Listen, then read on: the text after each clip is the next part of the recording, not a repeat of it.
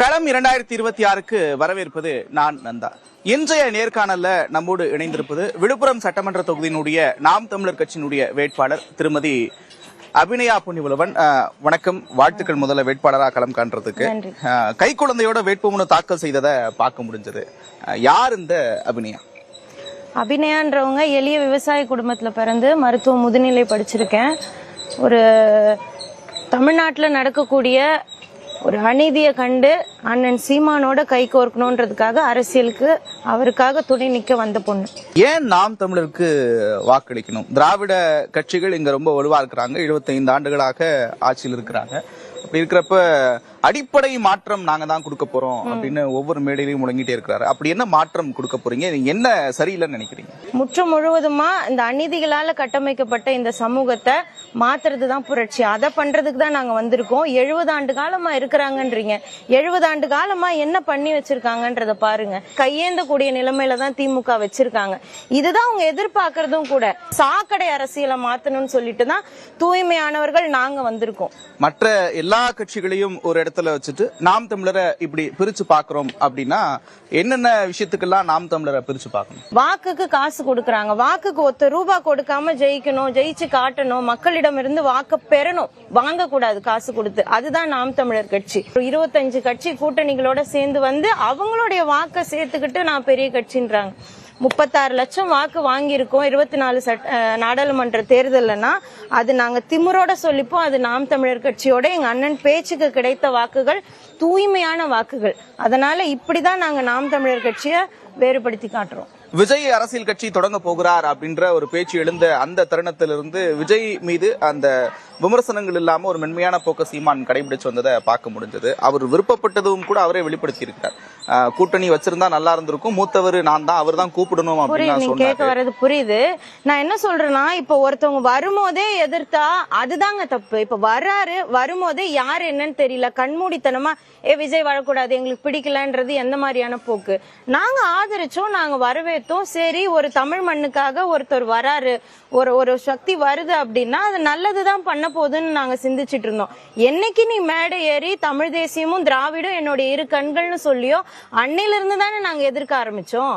ஒண்ணுமே இல்லைங்க, அது ஒரு கூட்டமே இல்ல. அது நாங்க வெளிப்படையா எங்களால சொல்ல முடியல. ஆனா இருக்காது, இந்த எலெக்ஷனுக்கு மேல அது இருக்காது.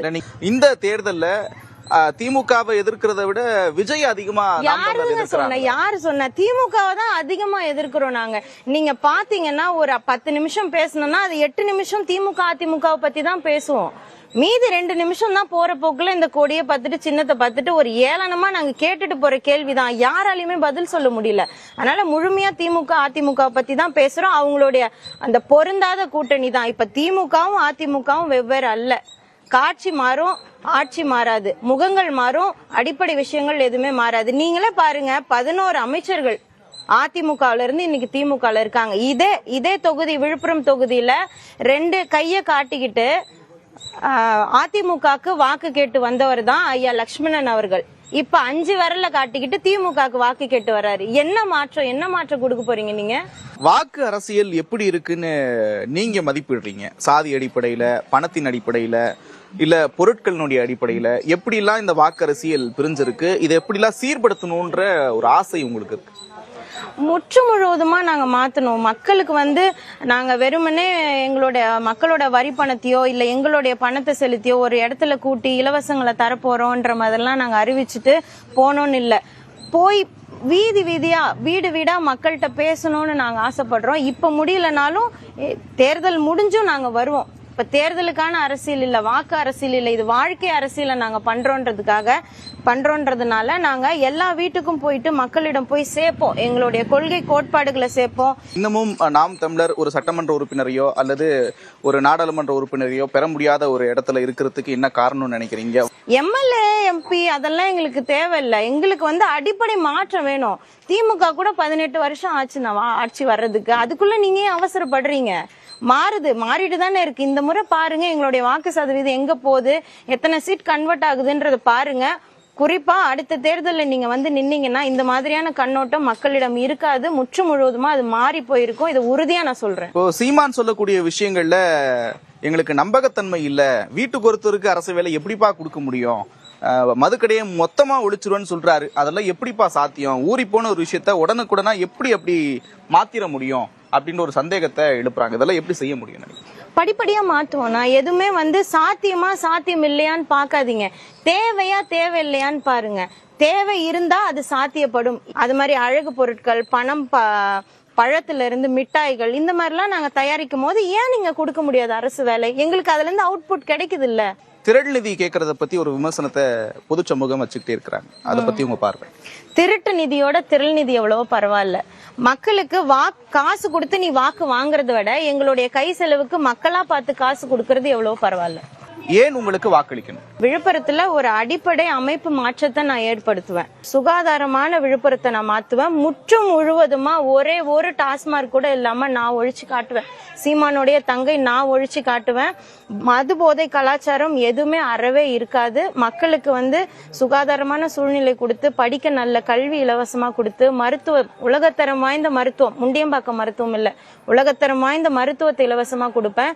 குடிக்க நல்ல தூய குடிநீர் வீட்டுக்கு வீடு குழாய்கள்ல சேரும். எரிக்க மின்சாரம் தடையற்று கிடைக்கும். இது மாதிரியால பல கனவுகளோட இருக்கும். எங்களுக்கு ஒரு வாய்ப்பு கொடுங்க, உங்களுக்கு சேவை செய்யறதுக்கு நாங்க காத்துக்கிட்டு இருக்கோம். ஒரு வாய்ப்பு கொடுத்தாதாமா தெரியும் நாங்க என்ன பண்றோன்றது. பெரிய கட்சி, அந்த கட்சிக்கு வாக்கு செலுத்தினாதான் ஜெயிக்க முடியும், ஜெயிக்கிற கட்சிக்கு வாக்கு செலுத்துறேன்னு சொல்றீங்க. எப்படி ஜெயிக்கிறாங்கன்றத சிந்திச்சு பார்க்கணும் இல்லையா? காசு கொடுக்கலன்னா எங்களுக்கு பின்னாடி நிப்பாங்க. பர்சன்டேஜ்லயும் சரி, ஓட்டுலயும் சரி, எங்களுக்கு பின்னாடி தான் நிப்பாங்க. அதனால ஒரு நல்ல கட்சிக்கு வாக்கு செலுத்துங்க, அடுத்த தலைமுறைக்கு வாக்கு செலுத்துங்க. 23ஆம் தேதி நீங்க வாக்ககத்துக்கு போறதுக்கு முன்னாடி உங்க வீட்டுல இருக்கக்கூடிய உங்க இடுப்புல உட்கார்ந்து இருக்கக்கூடிய கை குழந்தைங்களோட முகத்தை பார்த்துட்டு வாக்கு செலுத்துங்க. திராவிடமா தமிழ் தேசியமான்னு பாருங்க. ஒரு நல்ல கட்சிக்கு வாக்கு செலுத்துங்க. வாக்குப்பதிவுக்கு இன்னும் சில நாட்களே இருக்கக்கூடிய நிலையில ஒவ்வொரு வேட்பாளருக்கும் ஒவ்வொரு நொடியும் ரொம்ப ரொம்ப முக்கியமானது. அப்படி இருக்கக்கூடிய ஒரு சூழல்ல இவ்வளவு நேரத்தை எங்களுக்கு செலவிட்டு உங்களுடைய கருத்துக்களை பகிர்ந்து கொண்டமைக்கு நன்றி. பார்த்த நேயர்களுக்கும் நன்றி.